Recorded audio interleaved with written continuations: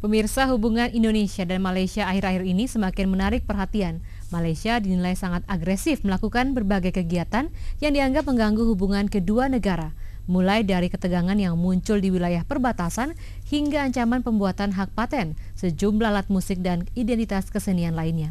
Apakah kasus-kasus ini memiliki keterkaitan dengan hubungan sejarah Indonesia dan Malaysia? Untuk membahas masalah tersebut, kami sudah mengundang seorang pakar hubungan internasional, Bapak Andi Suwirta dari Universitas Pendidikan Indonesia untuk membahas masalah tersebut. Apa kabar Pak Andi? Alhamdulillah, baik. Baik ya Pak ya. Kalau kita lihat nih, konon Indonesia sama Malaysia itu kan bisa dibilang serumpun lah gitu Pak ya. Tapi akhir-akhir ini banyak catatan sejarah yang sudah kita tahu bersama. Ini menurut Anda apa masalahnya? Ya, sebenarnya hubungan Indonesia dengan Malaysia ini tidak hanya serumpun ya. Tidak hanya serumpun, tapi satu keluarga. Coba kita lihat begini. Malaysia itu asal mulanya adalah membanggakan Kesultanan Malaka sebagai pendiri dari Malaysia modern. Dan Sultan Malaka itu adalah dari pelarian dari Majapahit, dari Palembang, kemudian menuju ke Temasek Singapura, kemudian ke Malaka. Artinya dari Indonesia juga? Dari Indonesia juga. Dan sampai Malaka mencapai puncak kejayaan, dikalahkan oleh Portugis, mereka lari ke Johor, ke Riau.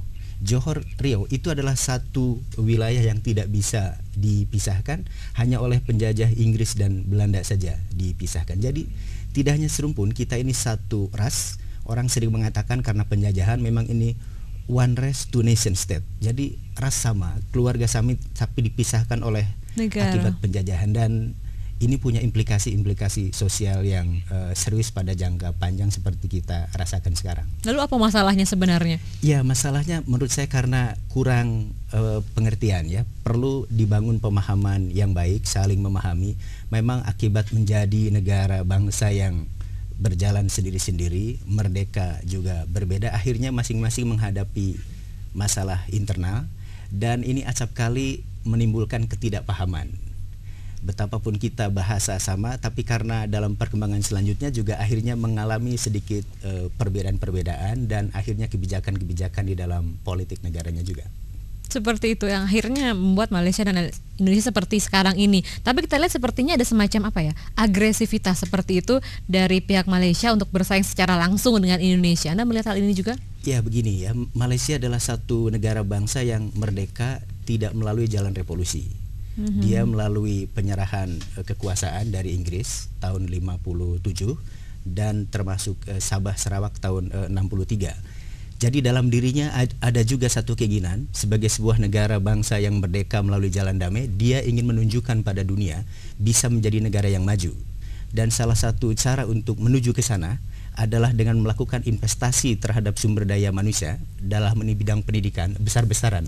Dan itu dalam tahun 70-an kita melihat banyak sekali pelajar-pelajar Malaysia yang dikirim ke kita, dikirim ke banyak negara lain, dan dalam waktu 20-30 tahun yang akan datang hasilnya memang dirasakan betul sehingga dia menjadi negara yang memang leading dibandingkan dengan negara kita. Tapi artinya apa masalahnya sehingga harus bersaing dengan Indonesia seperti itu?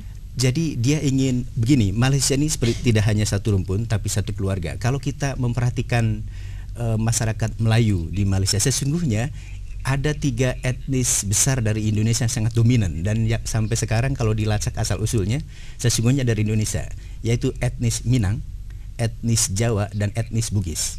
Gubernur Selangor misalnya, Toyo itu dari Jawa. Wakil Perdana Menteri Malaysia Tun Najib itu Bugis. Dan Menteri Kesenian Rais Yatim itu Minang. Jadi sebenarnya ini perlu diselesaikan secara diplomatik dan secara baik-baik agar masalah gap komunikasi ini bisa diselesaikan secara baik. Sebab kita memiliki hubungan yang sangat panjang sejak abad 14-15 dengan Malaysia, betapapun ada fluktuasi ya, ada ketegangan, ada damai dan seterusnya. Tapi harusnya kan Malaysia yang membuka pembicaraan semacam ini dengan Indonesia, karena mungkin dari pihak Malaysia yang lebih banyak mendahului hal itu. Ya, ini ada anggapan yang menarik. Memang ada semacam anggapan bahwa Indonesia ini dianggap sebagai saudara tua ya, dan Malaysia menganggap sebagai saudara muda. Tapi sekarang pandangan semacam itu terbalik. Malaysia bilang saya tidak mau dianggap saudara muda, so saya lebih maju dari Anda. Nah, sehingga dengan pandangan semacam ini memang sepatutnya tidak mesti salah satu pihak yang mengambil inisiatif itu, mesti dua-duanya duduk bersama. Dan mungkin menurut saya yang sangat penting adalah ini telah dilakukan oleh Malaysia cukup lama. Mereka memiliki banyak pusat-pusat studi yang ahli tentang Indonesia ya. Nah, ini yang kita agak ketinggalan. Artinya dia mau bikin Indonesia kecil seperti itu? Tidak, maksud saya banyak para Indonesianis, ahli-ahli Indonesia dari para akademisi Malaysia. Misalnya ahli tentang sejarah pers, itu Profesor Ahmad Adam sangat ahli tentang sejarah maritim, sehingga si padan ligitan kita menjadi kalah dalam hujah dan bukti-bukti dokumen. Jadi diperlukan juga kebijakan dari pemerintah kita untuk mengkaji negara-negara lain ini secara serius, supaya ada ahlinya, ada orang yang memang expert untuk menangani masalah-masalah itu. Artinya mediasi juga ya Pak ya? Oke. Seperti dari perspektif sejarahnya juga kita lihat terjadinya hal-hal semacam ini, aslinya konflik seperti itu. Apakah dari dulunya ada sejarah yang tidak beres gitu antara Indonesia dan Malaysia, atau seperti apa? Ya, ini sebagaimana hubungan dalam satu keluarga ya, ada akur, ada juga ketegangan. Misalnya hubungan Melaka dengan Majapahit saja, Gajah Mada dengan Hang Tuah, itu tidak hanya hubungan persahabatan, ada juga konflik. Misalnya keris Tamingsari, kebanggaan Hang Tuah dan sekarang menjadi kebanggaan sultan-sultan di Malaysia, itu dari Majapahit. Begitu juga saya kira pada zaman Soekarno ya. Pada tahun 60-an kita pernah mengenal Ganyang Malaysia, perseteruan antara Bung Karno dengan Tunku Abdul Rahman Putra, Perdana Menteri pertama Malaysia. Tapi sesungguhnya di balik konflik itu ada juga persaudaraan, ada juga persahabatan. Misalnya Komisi Bahasa Indonesia Bahasa Melayu itu terus dibangun dan terus dibina. Hubungan pendidikan, hubungan kebudayaan, bahkan sekarang hubungan tenaga kerja. Begitu banyak TKI kita yang di Malaysia, menurut catatan lebih dari 2 juta orang dari 25 juta penduduk Malaysia.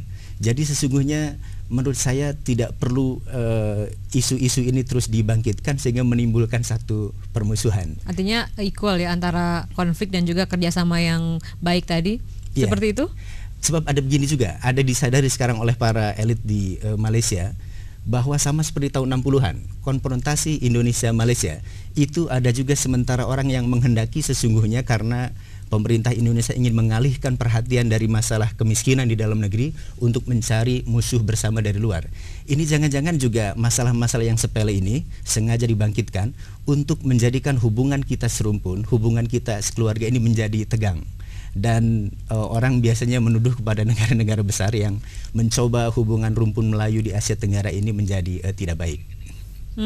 Jadi kalau kita sekeluarga sebenarnya kalau ada ketegangan nggak masalah gitu ya Pak ya? Menurut saya harus diselesaikan secara diplomatik, secara baik-baik, secara penuh pengertian. Anda sebutkan tadi juga pemerintah yang ada di dalam situ. Menurut Anda bagaimana sikap pemerintah dalam menilai hubungan Indonesia dan Malaysia sampai saat ini?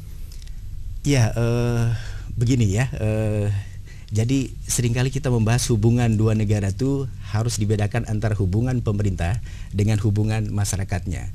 Kadang-kala masyarakat boleh, pemerintah boleh tegang, pemerintah boleh berbeda politik, akan tetapi hubungan masyarakatnya acap kali berjalan biasa-biasa saja, hubungan ekonomi, hubungan kebudayaan. Dan ini menurut saya pemerintah harus bersikap proaktif untuk menjadikan hubungan-hubungan politik ini menguntungkan bagi masyarakat dan bagi pemerintah sendiri. Sebab banyak orang yang mengatakan tidak ada untungnya kita bertegang, berkonflik dengan negara yang rumpun sama, keluarga asal usulnya juga sama gitu. Tapi mungkin penting juga kita lihat Pak Andi mengenai sisi lemah dari pemerintahan kita, dari mana sisinya sehingga terjadi hal ini. Hal yang harus dikoreksi seperti itu. Betul. Kalau menurut saya ini jangka panjang ya. Kita betapapun Malaysia adalah saudara muda kita, kita boleh juga lah belajar dari negara tetangga yang lebih maju, dari Singapura, dari Malaysia. Saya katakan begini, Malaysia memberikan investasi pada pendidikan, sumber daya manusia itu begitu besar. Kalau kita lihat Perdana Menteri Malaysia, dari Tun Abdul Razak sampai sekarang Pak Lah, mereka adalah semua mantan-mantan menteri pendidikan. Jadi ada semacam syarat orang ingin jadi Prime Minister itu harus menteri pendidikan. Satu bukti bahwa Kementerian Pendidikan diberi prioritas yang sangat utama, dan itu hasilnya 20-30 tahun yang akan datang terasa. Jadi kita harus belajar bahwa untuk memajukan sebuah negara bangsa, invest terhadap pendidikan ini harus betul-betul menjadi prioritas utama. Di samping tentu kebijakan-kebijakan yang lain ya. Baik Pak, di satu permintaan kita terakhir nih, mungkin Anda kan sering berhubungan dengan komunitas-komunitas Malaysia ya Pak ya, seperti itu. Mungkin masyarakat juga perlu tahu seperti apa sebenarnya pendapat mereka tentang masyarakat kita di sini. Tapi mungkin Pak bisa Anda sampaikan dengan bahasa setempat gitu Pak. Ini orang Malaysia Cup ini yang membesar-besarkan isu ini sebenarnya kaki tangan Akbar. Jadi media cetak elektronik lah yang membesar-besarkan masalah ini menjadi tegang di antara mereka sendiri. Masyarakat Malaysia sendiri sesungguhnya tidak ada apapun tentang Indonesia. Indonesia is good. Dia bilang abang yang baik hati dan kita perlu berkongsi bersama supaya tak ada kecemasan, tak ada ketegangan di antara kita sebagai negara tetangga. Seperti itu. Baik, terima kasih Pak Andi. Oke.